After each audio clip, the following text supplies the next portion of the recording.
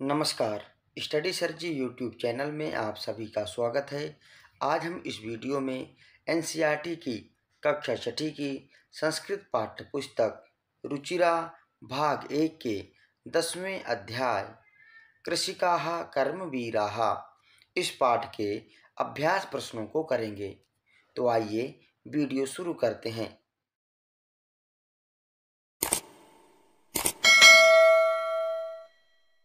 सबसे पहले प्रश्न में है उच्चारणम कुरुतो, अर्थात नीचे दिए गए शब्दों का उच्चारण करना है। पहला शब्द है सूर्यस्तपतु, अर्थात सूरज तपाए। जीर्णम अर्थात पुराना। शीतकालेपि ठंडी के समय में भी। वारयितुम रोकने में।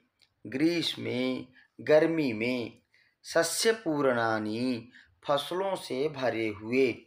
पदत्राणे जूते। कंटकावृता कांटों से भरी हुई। क्षुधा तृषौ कुलौ भूख और प्यास से व्याकुल। आइए अब इस पाठ के अगले प्रश्न को करते हैं। अगले प्रश्न में कहा गया है श्लोकान योजयतो, अर्थात आपने जो इस पाठ के श्लोक पढ़े हैं उन श्लोकों को सही क्रम में मिलान करना है। का खंड में है गृहम जीर्णम न वर्षासु।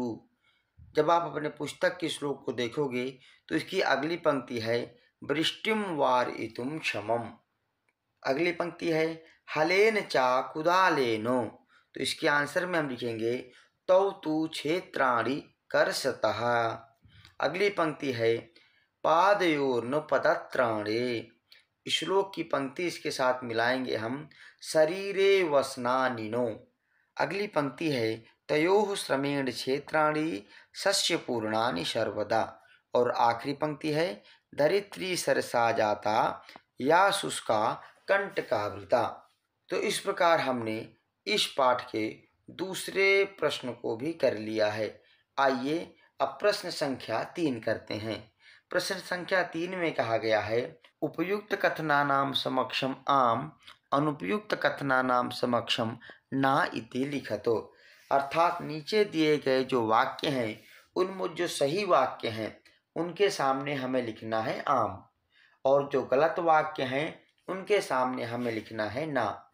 जैसे कि कृषिकाः शीतकाले अपि कर्मठाः भवन्ति, अर्थात किसान ठंडी के समय में भी काम करते हैं, कर्मठ होते हैं। ये बात सही है, इसलिए हमने इसके सामने लिख दिया आम। अगला है हल कृषिकाः हलेन क्षेत्राणि न कर्षति, अर्थात किसान हल से खेत को नहीं जोतते हैं। यह बात गलत है, इसलिए इसके सामने हमने लिख दिया ना। तो आइए देखते हैं काम में क्या कहा गया है। कृषिकाः सर्वेभ्यः अन्नम यच्छति, किसान सभी को अनाज देता है। यह बात सत्य है, इसलिए इसके सामने हम लिखेंगे आम। खा में देखेंगे कृषकाणाम जीवनम कष्टप्रदम न भवति, किसान का जीवन कष्ट से भरा हुआ नहीं होता है।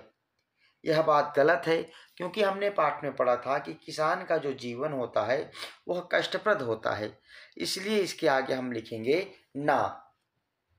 गा में देखिए कृषकः क्षेत्राणि सस्यपूर्णानि करोति, अर्थात किसान खेतों को फसलों से भर कर रखता है, अर्थात फसलों से भरता है। यह बात सत्य है, इसलिए इसके सामने हम लिखेंगे आम। खा में है शीते शरीरे कंपनम न भवति, ठंडी में शरीर में कंपन नहीं होता है। यह बात गलत है, इसलिए हम इसके सामने लिखेंगे ना।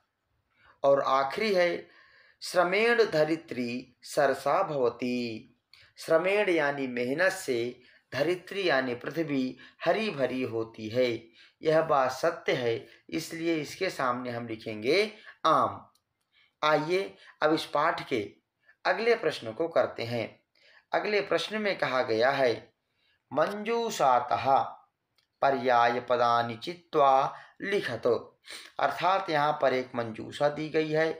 इस मंजूषा से हमें शब्दों का चयन करना है और उचित रिक्त स्थानों को भरना है। सबसे पहले मंजूषा में दिए गए शब्दों का अर्थ जान लेते हैं। रवि का अर्थ होता है सूर्य, वस्त्राणि वस्त्र, जर्जरम पुराना, अधिकम अधिक, पृथ्वी पृथ्वी, पिपासा का अर्थ होता है प्यासा। तो आइए देखते हैं रिक्त स्थान पर कौन सा शब्द कहाँ पर सही रहेगा। तो सबसे पहला शब्द है वसनानी अर्थात वस्त्र। इसके स्थान पर हम लिखेंगे वस्त्राणी। सूर्य अर्थात सूर्य, इसके रिक्त स्थान पे हम लिखेंगे रवि। अगला शब्द है तृषा। तृषा का अर्थ होता है पिपासा यानी प्यासा, तो इसके रिक्त स्थान में हम लिखेंगे पिपासा। विपुलम अर्थात ज्यादा, और ज्यादा के लिए यहाँ पर शब्द है अधिकम। जीर्णम, और जीर्णम का अर्थ है पुराना, इसके स्थान पर हम शब्द प्रयोग करेंगे जर्जरम। धरित्री अर्थात पृथ्वी, और पृथ्वी के लिए यहाँ शब्द दिया गया है पृथ्वी।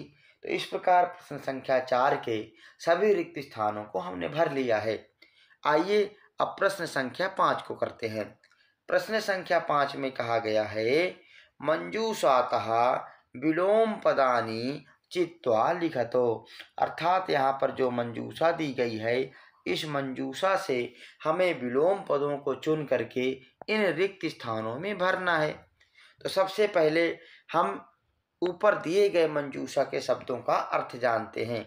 धनिकम का अर्थ होता है धनवान, नीरसा अर्थात नीरस, अक्षमम रोकने में समर्थ ना होना, दुखम का अर्थ है दुख, शीते अर्थात ठंडी में, पार्श्व का अर्थ होता है पास में। तो आइए इन शब्दों का चयन करते हुए रिक्त स्थानों को भरते हैं। सबसे पहला शब्द है सुखम, और सुखम का विलोम होता है दुखम, तो यहाँ पर हम लिखेंगे दुखम। अगला शब्द है दूरे। दूरे अर्थात दूर में, और पार्श्व का अर्थ होता है पास में, तो यहाँ पर हम लिखेंगे पार्श्वे। अगला शब्द है निर्धनम अर्थात गरीब, और इसका विलोम पद होता है धनिकम अर्थात पैसे वाला।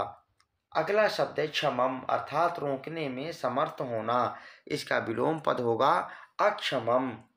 अगला शब्द है ग्रीष्मे अर्थात गर्मी में, और इसका विलोम पद है शीते अर्थात ठंडी में। अगला शब्द है सरसा अर्थात रस से युक्त होना, और इसका विलोम पद है नीरसा अर्थात जिसमें रस ही ना हो। तो इस प्रकार हमने प्रश्न संख्या 5 कर लिया है। आइए अब इस पाठ के अगले प्रश्न को यानी प्रश्न संख्या 6 को करते हैं। प्रश्न संख्या 6 में कहा गया है प्रश्नानाम उत्तराणि लिखतो, अर्थात नीचे दिए गए प्रश्नों का उत्तर लिखें।